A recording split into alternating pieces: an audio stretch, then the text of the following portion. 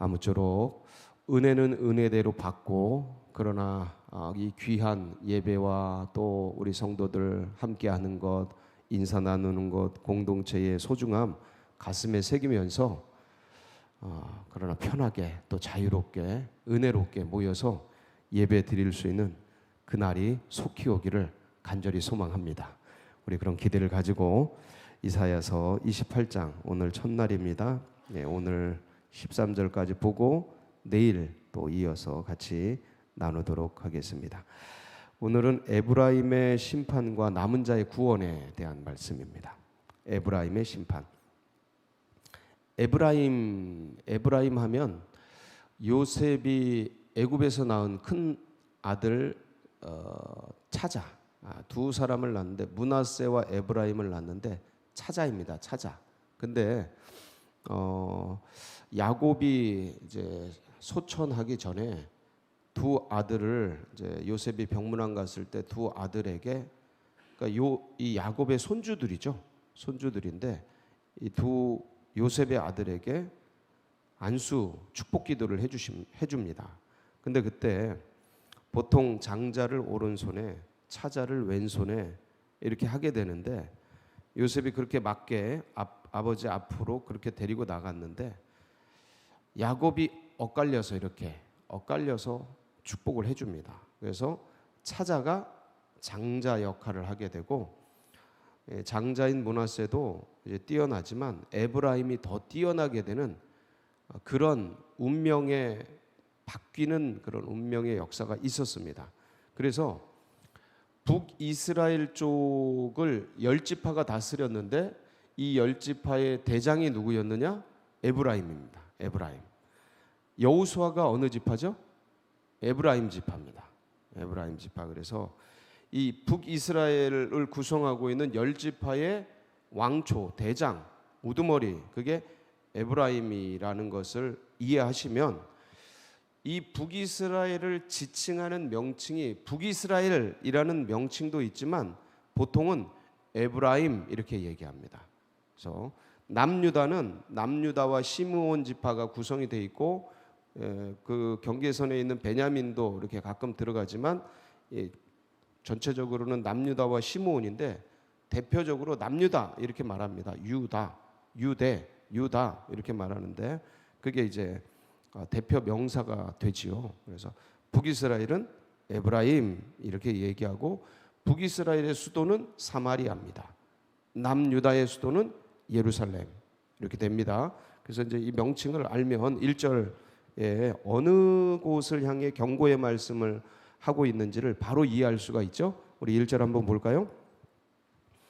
에브라임의 술 취한 자들의 교만한 면류관은, 에브라임 어디에 대한 경고입니까? 북이스라엘에 대한 경고입니다. 북이스라엘은 누가 멸망시키냐면 아수르에 의해서 BC 722년에 멸망을 당합니다.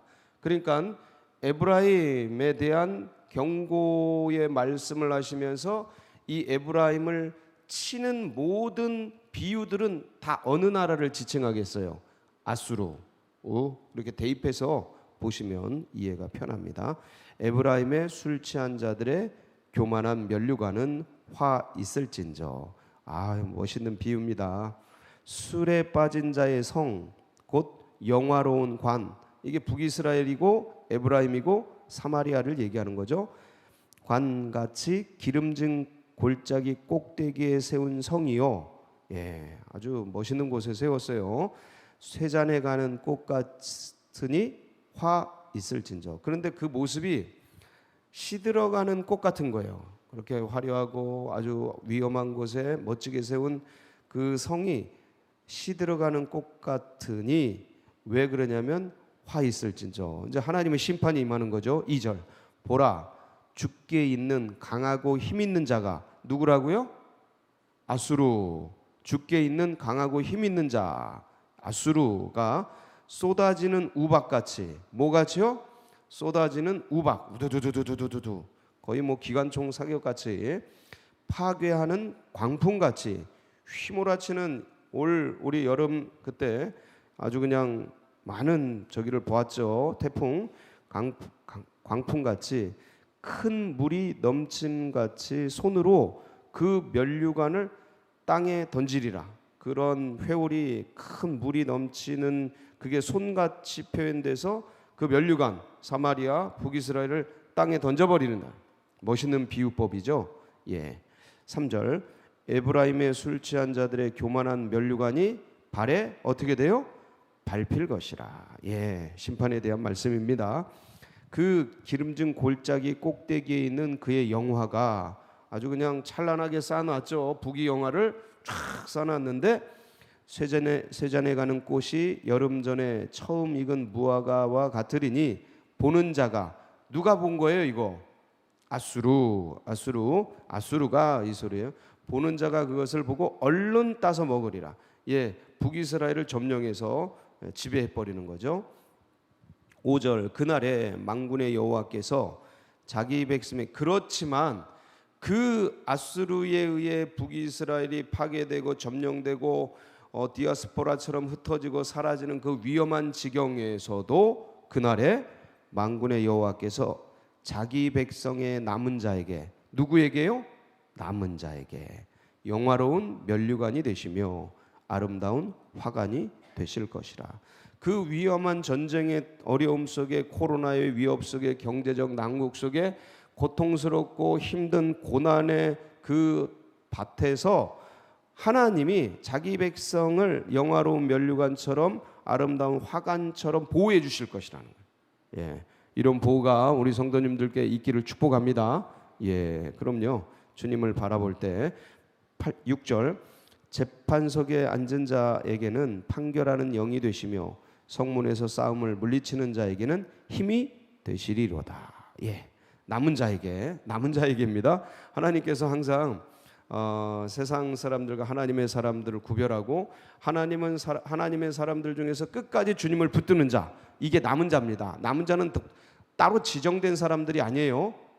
예, A는 남은 자고 B는 안 남은 자 이런 거 아닙니다. 하나님 안에서 항상 하나님 안에서 택정받고 선택받고 남은 자이고 그 다음에 복받는 주님의 백성들은 누구냐면 끝까지 주님을 붙드는 백성. 따로 정해져 있지 않아요. 운명이. 천국은 침노하는 자의 것이에요.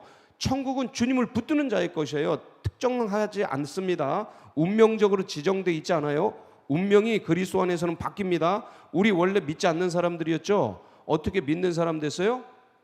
주님을 믿으니까. 여러분 되게 단순합니다. 그러면 어떤 사람에게 주님께서 남은 자가 되게 하십니까? 주님을 끝까지 붙드는 자. 할렐루야. 여러분 이게 비밀입니다. 그래서 이게 공평한 거예요. 예, 하나님은 진짜 공평하십니다. 주님은 누구든지 주의 이름을 부르는 백성, 주님을 붙드는 백성, 끝까지 의지하는 백성, 원래 믿었던 백성, 그렇지 않아요. 그런 거 없습니다. 끝까지 주님을 붙드는 백성, 그 사람이 우리 되길 축복합니다. 예, 이게 믿음입니다. 이게 은혜입니다.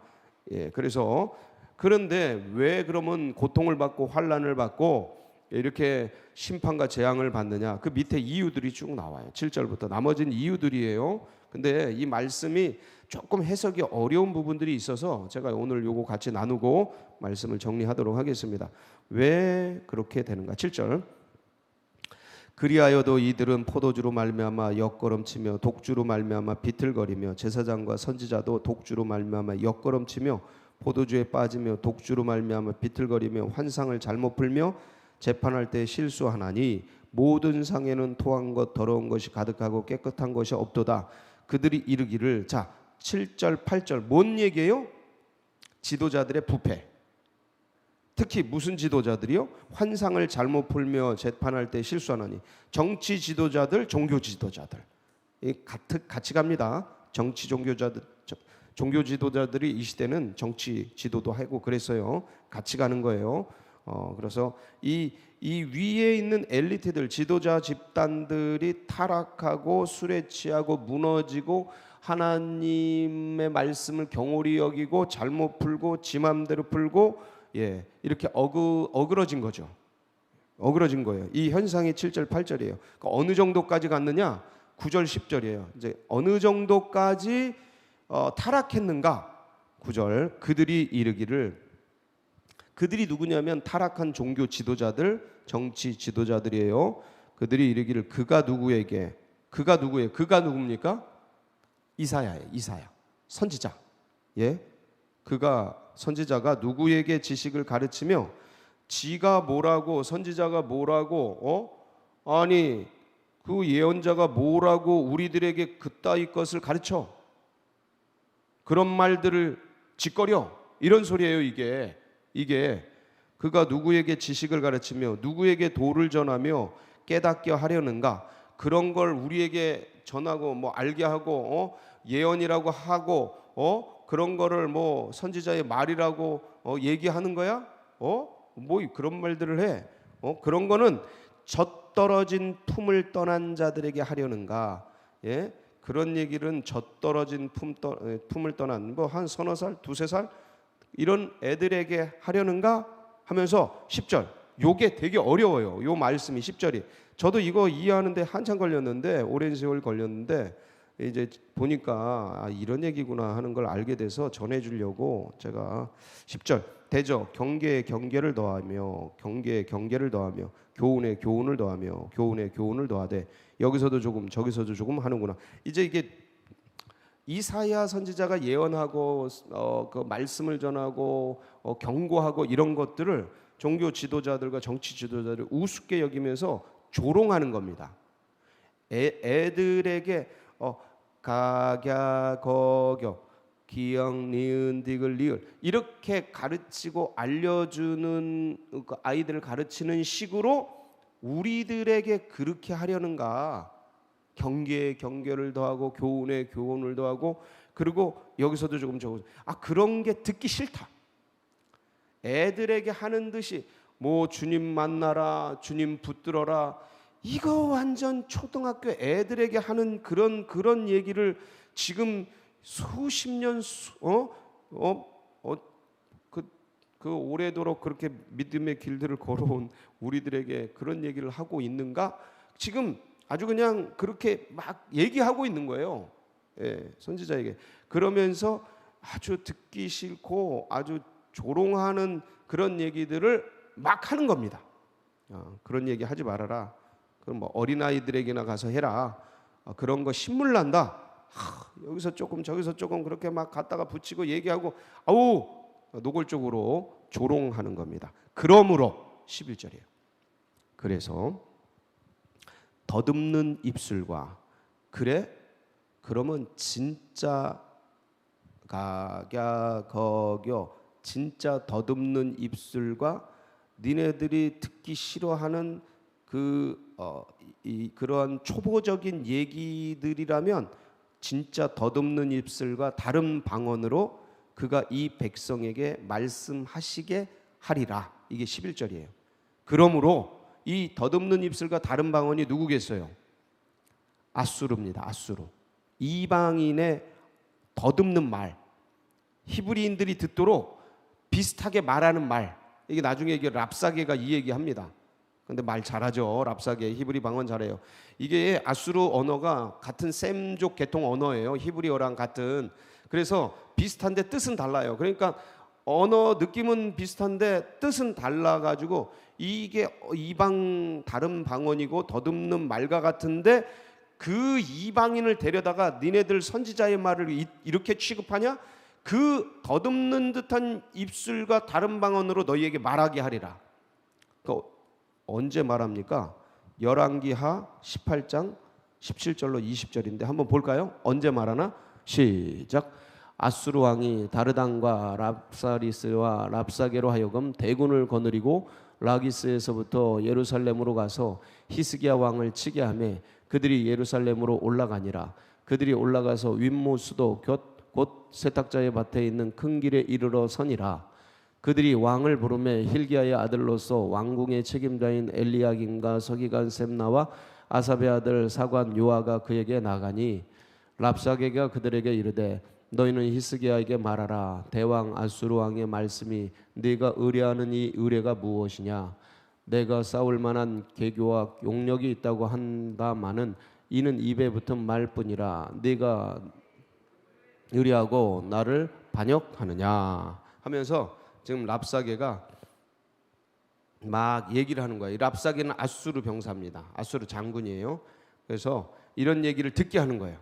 이 덧없는 입술 다른 방언 아수르의 그 방언을 이 북이스라엘 백성들이 다 듣게 하는 거예요. 그래서 결국은 저때 망하죠. 북이스라엘이. 지금 이제 북이스라엘을 망하게 하고 남유다까지 내려온 거예요. 히스기야 왕이 다스리는 남유다까지 내려온 거예요. 그때 점령당할 뻔하죠. 근데 다행히 살려주시죠. 나중에 이제 무너지게 되는데, 그래서 12절 전에 그들에게 이르기를 이것이 너희 안식이요 이것이 너희 상쾌함이니 너희는 곤비한 자들에게 안식을 주라 하였으나 그들이 듣지 아니하였습니다. 그러니까 곤비한 자들, 그러니까 전에 하나님께서 선지자를 통해서 연약하고 곤비하고 가난하고 헐벗은 백성들에게 안식을 주고 좀 쉼을 주고 위로를 주고 격려를 해라 라고 했는데 그것을 듣지 않은 거예요. 이 종교 지도자들, 정치 지도자들이. 그래서 그들이 듣지 아니하였으므로 13절 하나님께서 하시겠다는 거예요. 여호와께서 그들에게 말씀하시되 이젠 거꾸로 경계에 경계를 더하며 경계에 경계를 더하며 교훈에 교훈을 더하며 교훈에 교훈을 더하고 여기서도 조금 저기서도 조금 하사 그들이 가다가 뒤로 넘어져 부러지며 걸리며 붙잡히게 하시리라. 이게 이방인 민족을 통해서 이제 그들에게 경계에 경계를 더하고 교훈에 교훈을 더하고 여기서도 조금 저기서도 조금 이방 민족의 언어를 통해서 듣기 힘든 아주 괴로운 조롱하는 가슴 후벼 파는 노골적인 그런 조롱의 말들을 너희에게 듣게 하고 뒤로 넘어져 부러지고 걸리며 붙잡히게 만들겠다라는 뜻이에요. 어마무시한 심판의 재앙의 내용이죠. 예. 그래서 이 부분이 조금 해석이 어려워서 제가 따로 이렇게 말씀을 좀 드렸고, 사랑하는 성도 여러분, 코로나라는 재앙이 마치 군대와 같아서 제가 사마리아의 비유를 통해서 코로나19는 이 시대의 강도다 이렇게 얘기 드렸습니다. 비유죠. 비유입니다. 근데 이 코로나19는 또 다른 편에서 보면 군대와 같아서 전 세계를 엄습하고 이 나라 민족을 엄습하고 우리 교회를 엄습하고 각 개인을 엄습한 쳐들어온 그런 군마와 같습니다. 어떻게 응대할 건가? 너무나 거대해 보이고 이 군대는 경제적인 아주 그냥 침탈, 그 다음에 행동 자체 관계를 다 끊어버리는 침탈, 그 어떤 엄청난 화력을 가지고 모든 사람들 예외할 것 없이 대통령부터 저 어린아이까지 전부 예외 없이 폭침하고 있습니다. 한 사람 한 사람을 전부 침략하고 있습니다. 이때 과연 우리는 어떻게 할 것인가? 저는 이게 그냥 온 게 아니라고 분명히 말씀을 드렸습니다. 연초부터 뭔가 올 것이다. 오고 있다. 큰 게 온다. 이거 잘못하면 전쟁이 날 수도 있다. 계속 얘기 드렸어요. 그리고 실제적으로 무기 갖고 싸우는 전쟁은 아직 안 왔습니다. 근데 미국과 중국이 피 터지는 세계 패권 전쟁을 하고 있어요. 이거는 이제는 노골적인 사실이라 예외 없이 말씀을 드릴 수 있습니다. 이건 사실이니까 전쟁을 하고 있어요. 냉전을 넘어서 아주 금융전쟁, 무역전쟁, 정보전쟁, 피 튀기는 전쟁을 하고 있습니다. 지금은 이제 저 투표 전쟁 하고 있죠. 예? 미국의 대선을 놓고 전쟁을 벌이고 있죠. 이제 아마도 저기 연방 대법원에서 판결이 날 겁니다. 그렇게 납니다. 12월 초나 중순쯤에 연방 대법원에서 대통령이 누군지 판결이 난다고요. 저건 트럼프가 끌고 가는 전략입니다. 왜냐하면 하여간 이미 선행 학습을 통해 미국은 어떻게 나올지 다 알고 있었기 때문에 그런 어떤 전략을 쓰고 있는 것이죠. 어쨌든 엄청난 전쟁통에 우리가 던져져 있고 세계가 던져져 있고 미국도 던져져 있고 중국도 던져져 있어요. 예외 없습니다. 이제 올해, 그러니까 올해 대선이 판결 나면 그 다음부터는 더 큰 전쟁이 옵니다. 확실한 전쟁이 옵니다. 지금까지는 예비고사였어요. 진짜가 와요. 본고사가 온다고요. 자, 그러면 이때 과연 우리는 어떻게 할 것인가? 아, 지겨워. 지겨워. 아우, 여기서 조금 저기서 경계 교훈 아우 지겨워.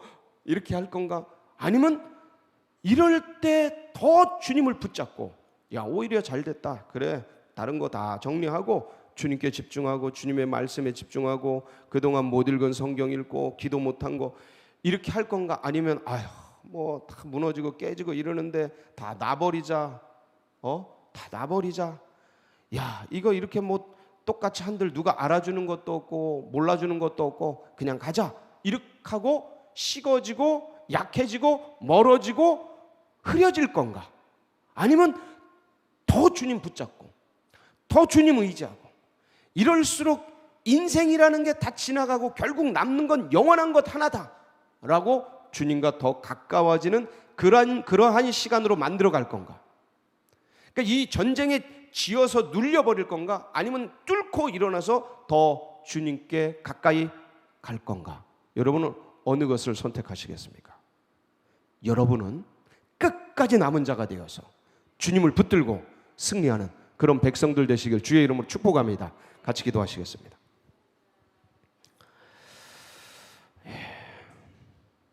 강한 자가 살아남는 게 아니고 살아남는 자가 강한 자입니다. 주님을 끝까지 붙들고, 그게 제일 강한 자예요. 그게 제일 강한 자.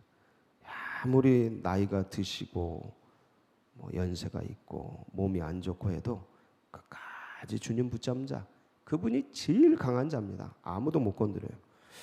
그래서 이런 믿음과 신앙이 다음 세대들에게도 흘러가고 새 가족들의 가슴속에 새겨지도록 위해서 기도해 주시고, 이 나라 민족 세계 열방 주님께 돌아와야 합니다. 명백합니다. 이것도 안 들으면 전쟁 납니다. 그때는 총칼 원자탄 터지는 진짜 전쟁 납니다. 이걸 안 들으면, 이 예비고사 안 들으면 본고사가 와요. 그래서 저는 주님께서 긍휼을 베풀어 주시고 이 나라 민족을 세계 열방 가운데 살아계신 하나님을 증거할 그런 나라로 삼으실 것을 확신합니다. 그러나 하나님의 뜻은, 이 명백한 뜻을 알아듣고 움직여야지 못 들으면 더 큰 위협이 옵니다. 아픔이 옵니다. 그래서 돌아오도록 기도해 주시고, 그때 우리 서울제일교회가 마중물 역할 감당하여서 하나님의 마음을 시원케 하고 기쁘게 해드리고 주님의 뜻을, 비전을 이뤄드리는 교회 되도록. 그리고 이제 17일 남았습니다. 수능생들이 가슴이 떨립니다. 이들은 지금. 그래서 위에서 기도해 주시고, 주여 한번 부르짖고 다 같이 기도하며 나갑니다. 부르짖습니다. 주여. 할렐루야.